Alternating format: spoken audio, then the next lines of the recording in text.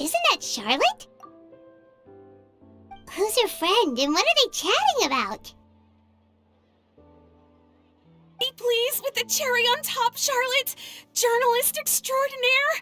Please tell me you're joking! I read that a gang of criminals tricked the Gardamex by disguising themselves as blubber beasts. It's true, isn't it? It has to be! I've invested all my savings into graph adversarial technology and even taken out a sizable bank loan. I'm begging you like the beggiest beggar in all of begdom. I need you to calm down a little, Miss Lapine, Pauline. I admire your passion for your research, and I don't mean to dash your hopes for those, big-ticket orders. But I'm afraid I'm not joking. The Blubber Beast incident was a short story mailed to us by an anonymous amateur author, written in the style of a true story. It sounds like they're just discussing a story, but why does this Miss Lapine Pauline seem so distressed? Funnily enough, I actually remember being in a meeting where the editing team was debating the potential risk of misleading the public with this story. They even went to Maison Gardiennage for advice. But to our surprise, they fully supported us printing it. They figured that the false intel would be a great way to dupe potential criminals into wearing ridiculous costumes when breaking the law. In truth, Gardamex are extremely sophisticated in their capabilities. They can identify criminals just as reliably as the best human guards, so a crude disguise isn't going to get you far. If anything, it'll just make you stand out all the more. Since we ran that story, the Maison Gardiennage has made a slew of arrests, including, one phantom blubber beast, a titanic red-crowned finch, and a specter man. So I knew this story had helped out law enforcement, but this is the first time I'm learning of an innocent citizen being deceived by it, and investing so much Mora for nothing.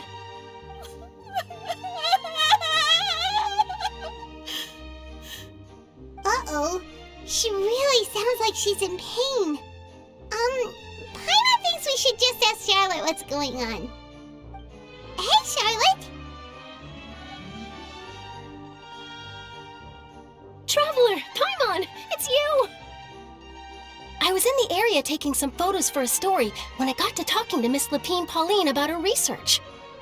She read an article in the Steambird about a criminal who evaded Gardamex detection by disguising themselves as a blubber beast. Inspired by this story, she spent a lot of Mora researching counter-criminal image recognition technology. Her aim was to improve Fontaine's public security by developing a device that could enhance Gardamex target recognition capabilities.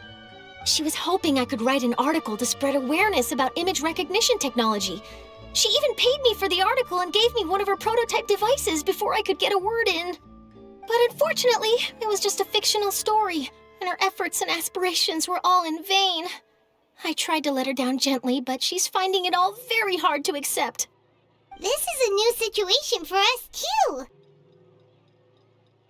It's such a pity. It seems like the author was only trying to make the story interesting, and the Maison Gardiennage only had Fontaine's best interest in mind. Wait, Miss Lapine Pauline, what are you doing? I'm gonna pick a fight with a Gardamex, head to the opera at Biclez, and get a one-way ticket to the Fortress of Meropide. That way, I won't have to repay my debts. It's the only way I can afford to keep on living. Whoa, there's no need to go that far. I mean, come on, look at you. You wouldn't even dent the Gardamex armor. In all likelihood, they'd only hold you up at the Maison Gardiennage for a few days before letting you out, and then you'd still have to repay your debts. Actually, instead of going into the technicalities of that, how much did you actually invest? How bad can it really be? 270,000 Mora. Okay, well, escaping to the Fortress of Meropide over a sum like that seems like a last resort. Surely there must be other options. Not anymore. I used to be an equipment supplier to the Fontaine Research Institute before that blew to pieces, and now I'm just a small-time engineer.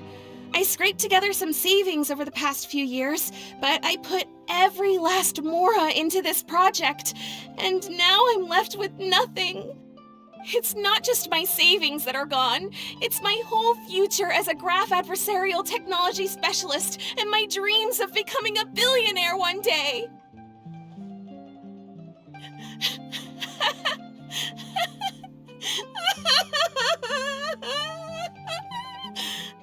My life is over. Don't despair, Miss Lapine Pauline. I think I know a way for you to turn this around. This prototype you've given me, the camera lens for image recognition sample collection. It's really quite something. You said you designed it specifically for high-fidelity image capture and analysis, yes? The rapid focal length adjustment is a very useful function in its own right. It's sure to make many journalists' jobs much easier. In fact, I'd say it has the potential to revolutionize Fontaine's news media. So your research efforts thus far are by no means in vain. The technology you've developed may have many applications that you've never even considered. Really? Absolutely. I've been working as a journalist for the Steambird for a long time now. No one understands the issues we journalists face on a day-to-day basis better than me. So keep calm, take heart, and start thinking about mass production. In the meantime, I'll show your invention to all my colleagues to drum up interest in your product. I can't believe it! If this is true, then I can look into setting up a whole camera lens development pipeline. My big-ticket orders and billionaire aspirations are still in the cards. Oh, maybe I should consider taking out another loan. That way, I can rapidly improve the lens production process, be the first to market, and prepare to battle for dominance in the camera industry. Come on, stop daydreaming about your pipelines for a minute. Just take it one step at a time and see how it goes. There's no sense in putting all your eggs in one basket before things are even off the ground. And I can probably speak to some people I know and license my image recognition device to a workshop to raise some funds. I can't believe I didn't think of this sooner. There's no time to lose. I need to get to work. Early bird gets the worm. Can you believe her? She just ran off. Paimon's pretty sure our advice went in one ear and out the other.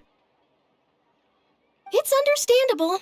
When inspiration and passion strike at the same time, it's all too easy to throw yourself headfirst into your work and forget about everyone around you. A lot of journalists are the same way when they're first starting out. But don't you worry. I'm gonna write an article on all this, and I'll be checking in on her regularly. Her research has the potential to benefit the entire journalistic community. I'll give her plenty of input to stop her from going down any rabbit holes and make sure mass production of her lens can begin as soon as possible. It's reassuring to know that you'll be looking out for her, Charlotte. Actually, you know what? Why don't you two take this prototype lens? I'm sure you'll have plenty of chances to use it on your travels. It takes the right person to get the most out of a new technology. In your hands, it's sure to capture some amazing sights. Thanks a lot, Charlotte. What a nice surprise. We were just curious about what you guys were talking about. Totally didn't expect to get a free gift out of it. You're welcome. I got something out of this too. The beginnings of a very interesting news story. The boundaries between real news reports and news-like fiction must not be blurred, even when there's a compelling justification for doing so.